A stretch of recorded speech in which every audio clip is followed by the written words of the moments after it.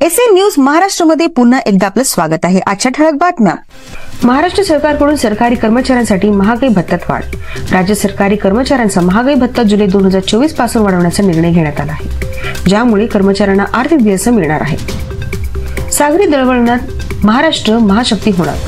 अर्थसंकल्प 2025 मध्ये उपमुख्यमंत्री आणि अर्थमंत्री अजित पवार यांनी सागरी दळणवळण वाढवण्यासाठी महत्त्वपूर्ण घोषणा केल्या आहेत, ज्यामुळे राज्याच्या सागरी वाहतुकीला चालना मिळेल। कृषी क्षेत्रात एआय साठी नवीन धोरण।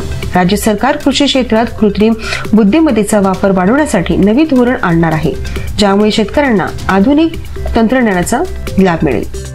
मुंबईतील वाहतूक कोंडी कमी करण्यासाठी 64,000 कोटींचे प्रकल्प। मुंबईतील वाहतूक कोंडी सोडवण्यासाठी राज्य सरकारने 64,000 कोटी रुपयांच्या विविध प्रकल्पाची घोषणा केली आहे।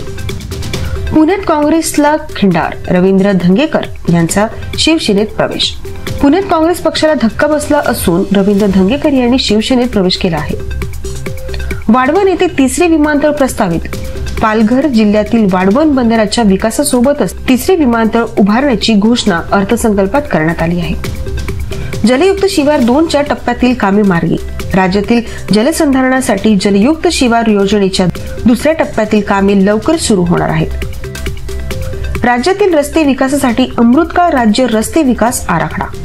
राज्यातील पायाभूत सुविधांच्या विकासासाठी दीर्घकालीन रस्ते विकास आराखडा तयार करण्याची घोषणा करण्यात आली आहे।